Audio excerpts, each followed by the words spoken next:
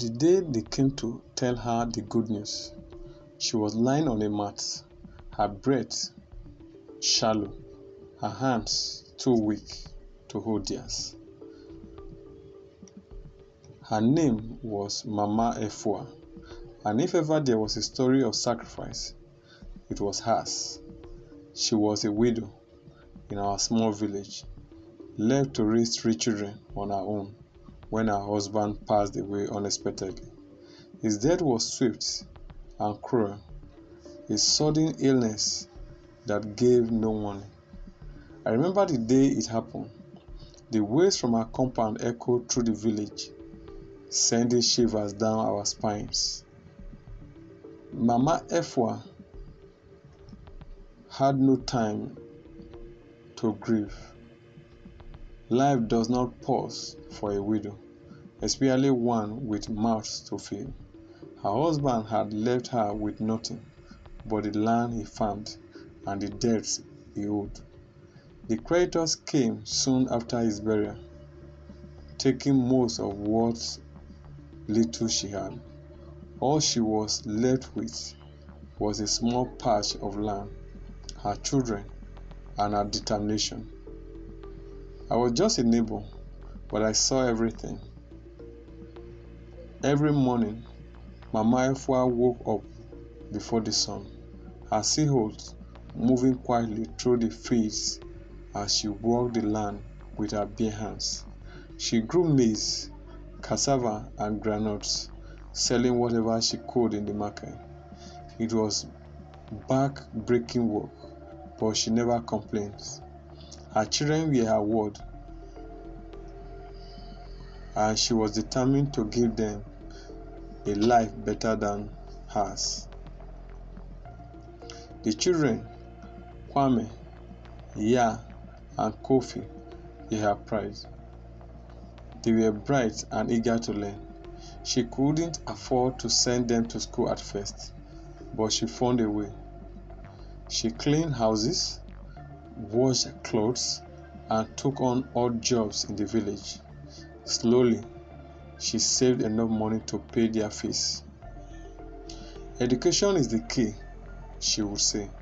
It will open doors that these hands never could. Life was not kind to Mama Efwa.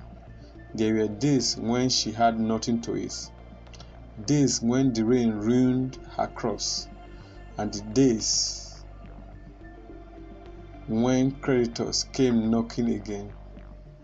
But she never let her children see her despair. She will be fine.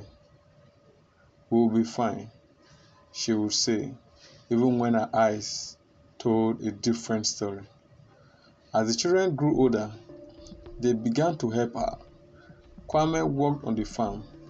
Ya helped her sell at the market, and little Kofi carried water and firewood.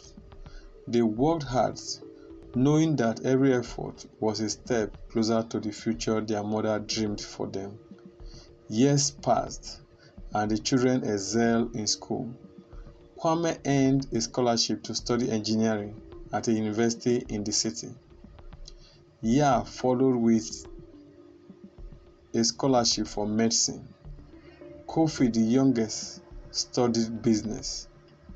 Each time one of them left for the city, Mama Efua cried tears of joy and sorrow. She was proud, but their absence left her alone in the fields.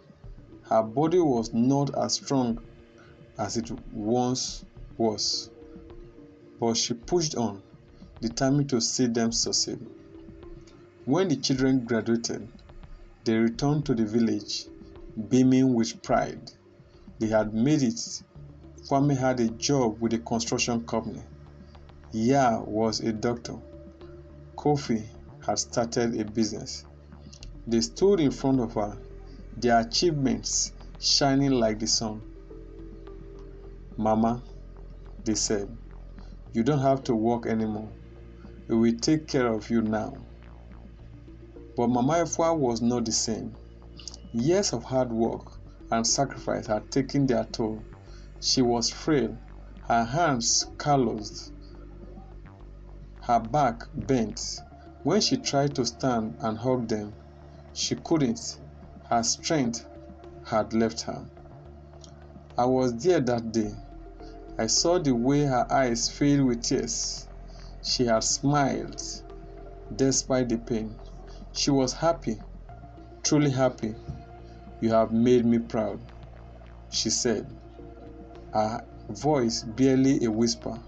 "My work is done." 3 days later, Mama Efua passed away.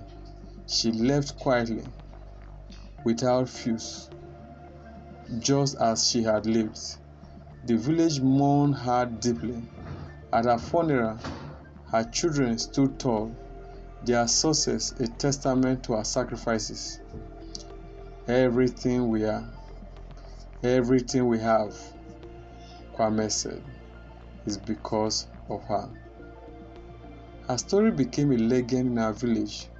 We tell it to remind ourselves of the strength of a mother's love and the power of sacrifice. Mama Efua didn't live to enjoy the fruits of her labor, but her legacy lives on in her children and the lives they touch. She taught us that love is not always about what you receive, but what you give, even when it costs you everything.